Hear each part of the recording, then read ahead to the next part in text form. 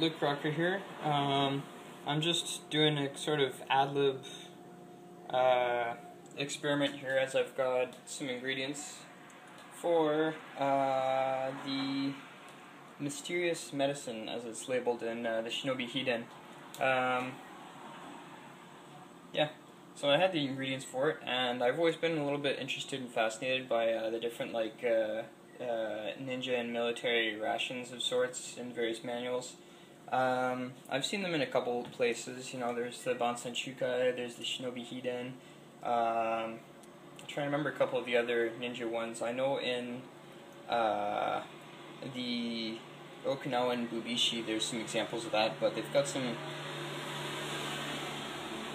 traffic in the background. They've got some interesting recipes I simply wouldn't put in my mouth.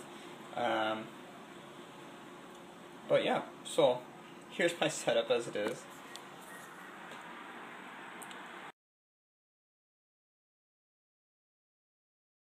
Yay! There's my friend's kitchen. So essentially what I've done here is, this is my copy of the Shinobi Hiden. I've got the Shinobi Hiden and another scroll I'm not really going to go into detail on right now because, well, I'm not going to. So it's a nice little journal I've done up, and I'm about, oh god, 5th or 6th of the way through the book. It will be filled in a while, I guess. But in any case, yeah. Here's the recipe. This one's unchanged from the translation by Yoshie and Anthony. And for the ingredients, we've got hemp hearts and soy flour. So I did skip some steps here. I'm not dealing with hemp seed and I'm not dealing with soybeans directly, simply because I don't have time, and crushing it all up in a small mortar and pestle like this is just, well, I don't have time. These were at the store. It was the closest thing they had. I would have preferred to have dealt with the actual ingredients as specified in the book, but frankly put, I don't have that type of money, and I didn't go shopping around.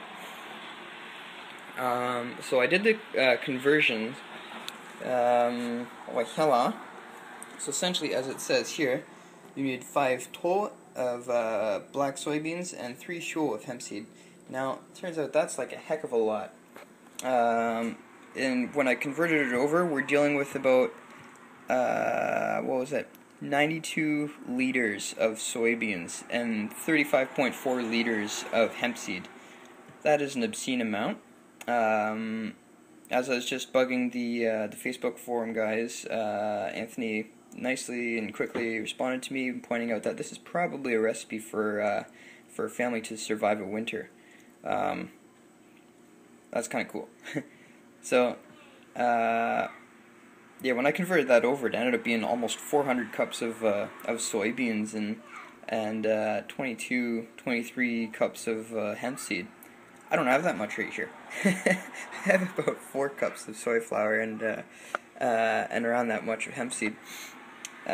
So for this recipe, as we can see here, I've divided it by 90. So we're looking at 4.32 cups of soybean and 0.25 cups of hemp seed. Now I find this to be a little bit of an unusual ratio because you're looking at a heck of a lot of soybean and very little hemp seed. So when you compare the two, it almost comes like, I mean, I know there's tremendous medicinal and nutritious qualities of hemp seed, or hemp in that, overall. But I mean, when you compare it to the amount of soybean flour you're dealing with, it's almost like it's like seasoning, and not a very strongly flavored seasoning at that. So, yeah, I'm gonna give a shot at making it. However, I'm no cook. I mean, I had to Google how to steam product like this. You can hear my kids in the background. Yeah, I had to Google how to steam these things, and I'm gonna have to guesstimate the amount of water to add to it. So I mean, this is like a really shoddy experiment at best. And the recipe in the Shinobi Hiden is not exactly thorough, so I mean, whatever. On top of that, the only access to a stove that I have, voila, is at my friend's house because, well, I'm not in a social situation right now where I have access to such commodities. So, so unfortunately, I couldn't, cook all afternoon and take it out of the steamer at whatever hour of the rat, which is around midnight. Instead, I'm starting at almost 9 o'clock, and we're going to work through the day. So yeah, without further ado, we'll see how this turns out, yeah? And this is what the ratio looks like. There's almost nothing there. Proportionally speaking, it's like, well, there's 4 cups of flour and a 1/4 cup of hemp. So, I mean, there, it's mixed. Right. So here's what 3.5 cups of water looks like. My daughter's helping me out in the back by painting on a canvas. It's very, it's very conducive to the cooking process that you have a little girl in the background painting. So yeah, this is 3.5 cups. I was gonna go for 4, but I'm afraid of it not holding its consistency while it's steaming. So I'm going to roll this up into fist-sized balls, as the den show says, and give it a shot. I'm going to steam it. Thanks, traffic. I'm going to steam it for about an hour, I think. And I'm going to keep an eye on it to make sure it's not falling right through the strainer. This is my current setup. Rather large pot, strainer, water. Alright. So, unfortunately, I'm going to lose some steam through the sides, but I think that'll be okay. It'll keep the lid from bouncing all over the place. And the lid happens to fit perfectly over that strainer through some miracle. So yeah, I'm going to shape this into fist-sized balls. And now I'm going to have some yogurt with hemp hearts in there, because it is delicious and an excellent supplement. Organic yogurt, by the way. Well, I'm waiting for this stuff to do its thing. Waiting. Alright, so the first batch, or the first handful, got me about 3 balls. And I've got enough for probably another 2 or 3 balls there. Unfortunately, my colander here is only going to support 3 without it all mashing together. And I don't want it to do that, because then it will be a nightmare trying to segregate it all and keeping it in decent proportions, or portions rather. So it's 9:12 and I'm turning it on now. I'm probably supposed to make sure it boils first, so I'm going to do that. Take this out. Get this to a raging boil. Alright, so once this starts boiling, then I'll start steaming. Alright, so don't let the water boil over, because now it's a big heap of mush that I'm going to try pathetically to correct here. No. See, now we're losing a bunch of it right through the strainer into the water. So, don't let it boil over. I thought I was getting enough ventilation, but unfortunately, I left the heat cranked up. I was just about to do a video saying, alright, everything's underway. I looked over and it's whistling at me and there's water flying out of it. Can already start to hear it boil up again. So, that's number 1. Don't let it overheat, or don't let it boil over. That's 10 minutes into it. Yeah. So, to elaborate on some details, the hemp hearts I chose basically because the instructions asked for peeled hemp seeds, which I could only imagine is a pain. But yeah, in any case, I chose hemp hearts because it's essentially peeled down and ground down hemp seed. and I chose the soy flour because it's already ground down soybean. I assume it's been washed to some extent, but there's no certainty to that. I'm going to look into the website to see what they say about their products, but I'm not counting on it being washed 100 times. And there is a purpose to washing it 100 times, by the way. It's not like superstition, lucky 100 or what have you. I learned this from learning how to make sticky rice. Is you wash the snot out of the the starch, but the snot. You wash the snot out of the rice, and you basically just rinse it over and over and over and over. The instructions I was given. Thanks, traffic. The instructions I was given years ago on that was to wash the rice 15 times. That seems like a lot, but when you start washing the rice, you'll see that that as you rinse the water, it's really, really cloudy, and what this is the starch coming off the rice. The starch keeps the rice from sticking to itself and becoming sticky rice, as we know and love in Japanese culture. That's easy to eat with chopsticks and all this stuff. It mixes well with soy sauce. So I'm assuming this is a similar quality with the soybeans. I've never prepared soybeans before, so I don't know, but I'm guessing that when you rinse it off, the water becomes quite cloudy. So, you know, when I saw that, I was like, oh, okay, 100 times, though, whoa. Now, mind you, a soybean's significantly larger than a grain of rice, so where rice doesn't have so much surface to wash off, I can imagine the surface to wash the bean off is something that'd be measured exponentially. So accordingly, you're supposed to wash the bean or the soybeans 100 times. I doubt the product I bought is exactly that. I also have doubts that it's black soybeans.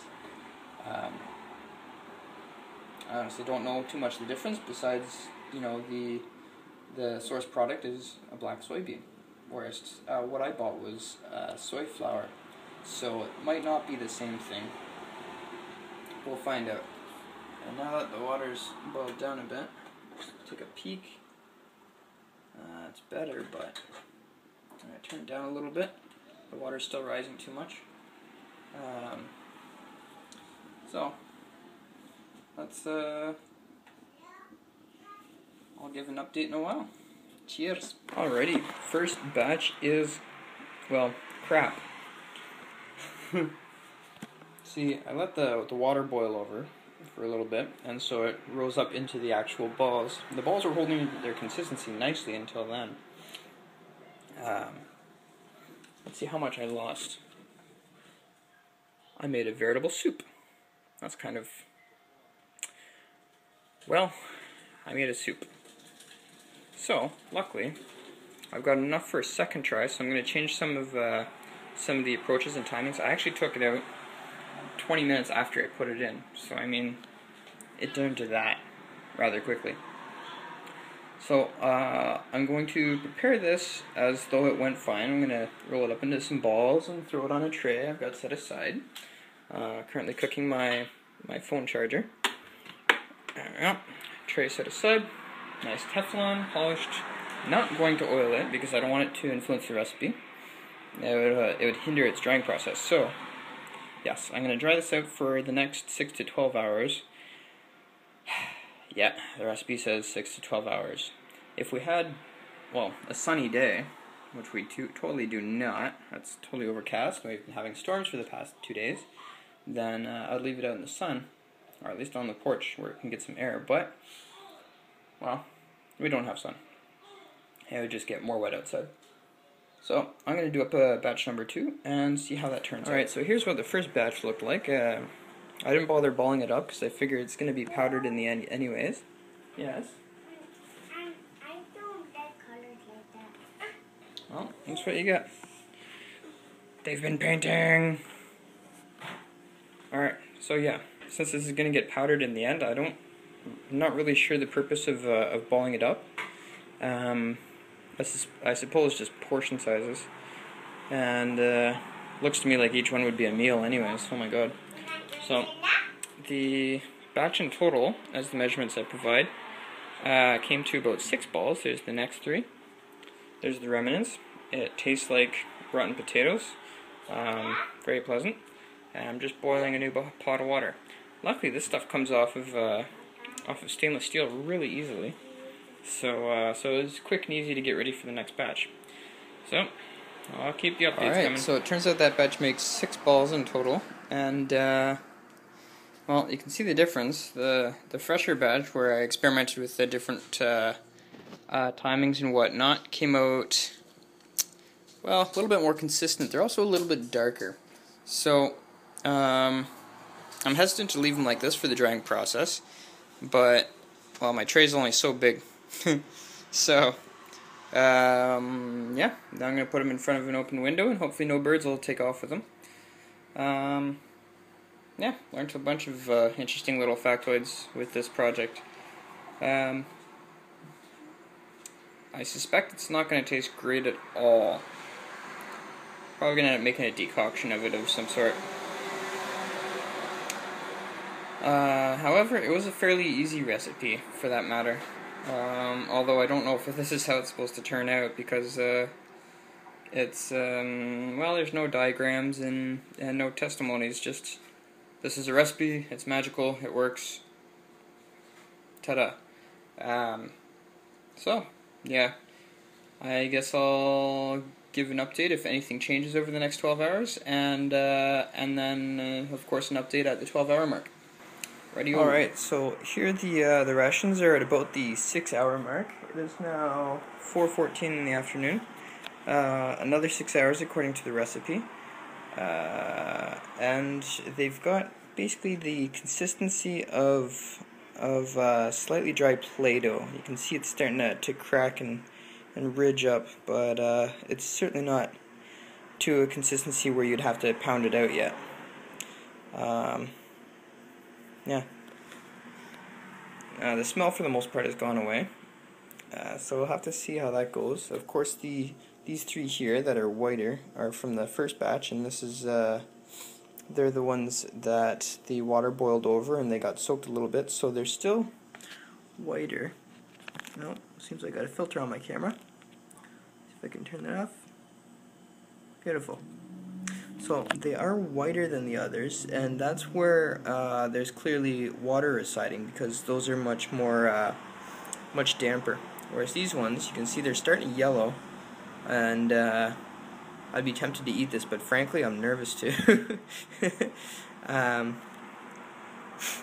Yeah, so the ones that were dry to begin with, and ironically an hour later, are, well, drier now, and they're yellow.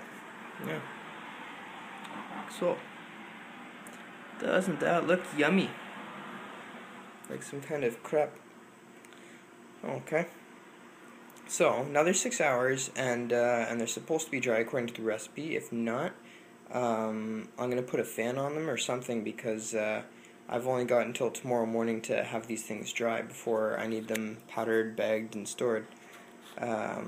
So we'll see how that turns out. So it's 11 o'clock at night, so it's been just over 12 hours that this has been drying. I even have it near an open screen. And focus, there we go. And yeah, it still pretty much has the consistency of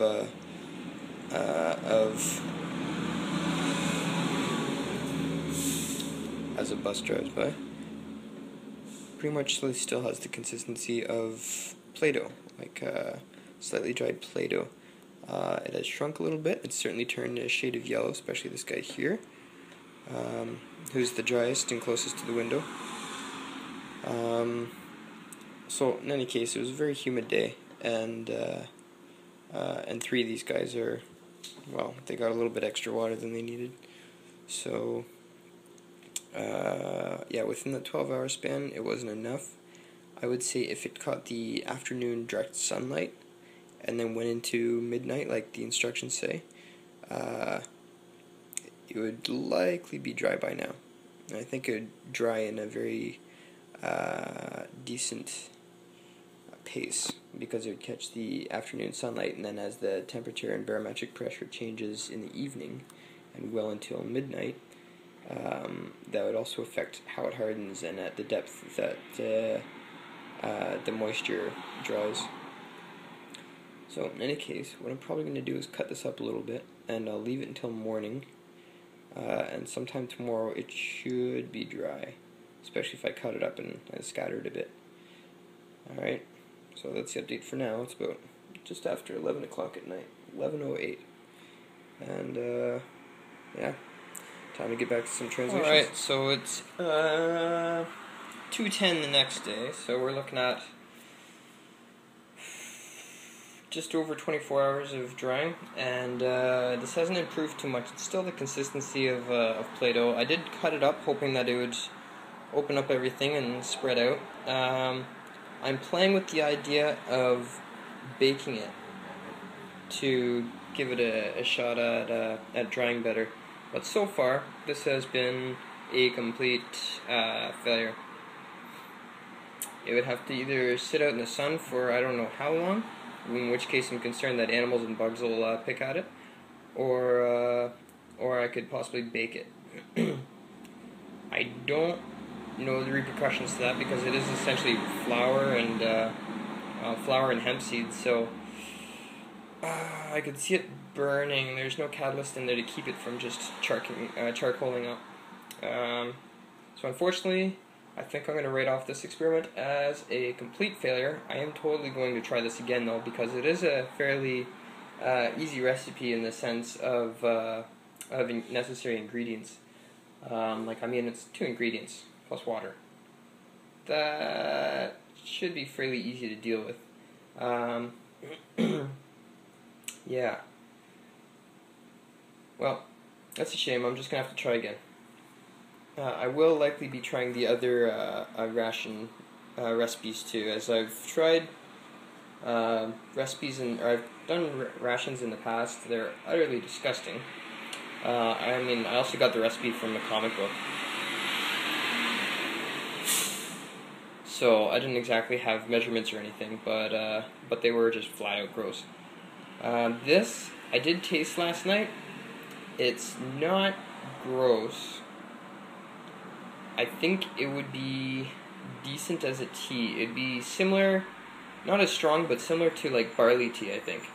That kind of earthy flavor. To eat it straight, well,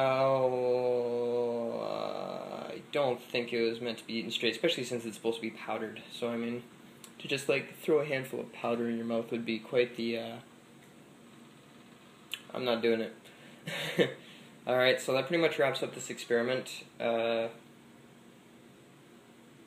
don't know when I'll get to trying this out again, but I'll for sure try it out again.